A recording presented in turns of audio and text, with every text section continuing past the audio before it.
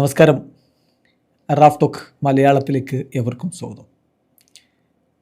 ISL Kerala Blasters ഇതാ 14-ാം തീയതി ഉദ്ഘാടന മത്സരത്തിൽ മോഹൻ ബഗാൻ സൂപ്പർ ജയൻസുമായിട്ട് ഏറ്റുമുട്ടാൻ പോവുകയാണ്. അതിന് മുന്നോടിയായിട്ട് ഇന്ന് കൊച്ചിയിൽ ബ്ലാസ്റ്റേഴ്സിൻ്റെ പത്രസമ്മേളനം ഉണ്ടായിരുന്നു.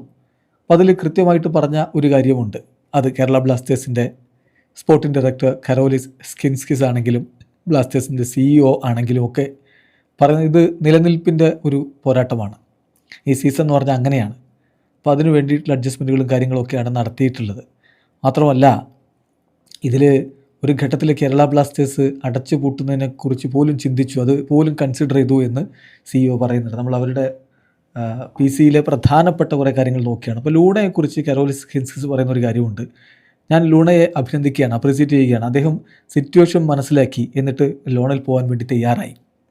അത് ക്ലബിനും താരത്തിനും ഗുണകരമാവുന്ന ഒരു നീക്കമെന്ന രൂപത്തിൽ അദ്ദേഹം അത് മനസ്സിലാക്കി ഒരു പ്രൊഫഷണൽ പ്ലെയർ എന്ന നിലയിൽ അദ്ദേഹം മൂവ് ചെയ്തു.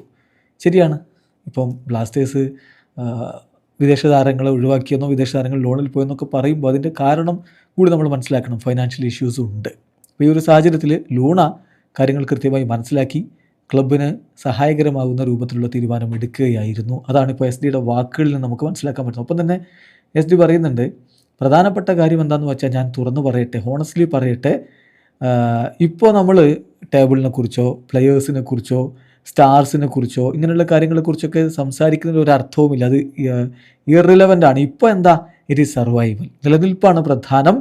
ഇനി കുറച്ച് മാസങ്ങളെന്ന് പറഞ്ഞാൽ നിലനിൽപ്പിൻ്റെ പോരാട്ടത്തിൻ്റെ മാസങ്ങളാണ് എന്ന് തന്നെ സ്കിൻസിസ് കൃത്യമായിട്ട് പറയുന്നുണ്ട്. അതുകൊണ്ട് തന്നെ സ്റ്റാഫിനും കോച്ചസിനും പ്ലെയേഴ്സിനും എല്ലാവർക്കും ഇങ്ങനെ സാക്രിഫൈസസ് നടത്തിയ എല്ലാവർക്കും അദ്ദേഹം നന്ദിയും രേഖപ്പെടുത്തുന്നുണ്ട്. അതോടൊപ്പം അബിക്ക് പറഞ്ഞ ഒരു കാര്യമുണ്ട്. There was a point where we were seriously considered to shutting down the club അടച്ചു പൂട്ടുന്നതിനെക്കുറിച്ച് ഞങ്ങൾ സീരിയസ് ആയിട്ട് കൺസിഡർ ചെയ്ത സമയമുണ്ട് എന്ന് തന്നെ അദ്ദേഹം പറയുന്നു. പിന്നെ അദ്ദേഹം പറയുന്നുണ്ട്, സ്പോൺസർഷിപ്പ് റവന്യൂ എന്ന് പറഞ്ഞാൽ ഈ സീസണിലേത് 10 to 20% ആണ്. സാധാരണ കിട്ടുന്നതിൻ്റെ, നോർമൽ സീസണിൽ കിട്ടുന്നതിൻ്റെ 10 to 20% മാത്രമേ ഉള്ളൂ എന്നുകൂടി അദ്ദേഹം പറയുന്നത്. അപ്പോൾ അറിയാമല്ലോ, ഒരു സർവൈവലിൻ്റെ ഒരു സമയമാണെന്നുള്ളത് വളരെ കൃത്യമാണ്, വളരെ വ്യക്തമാണ്.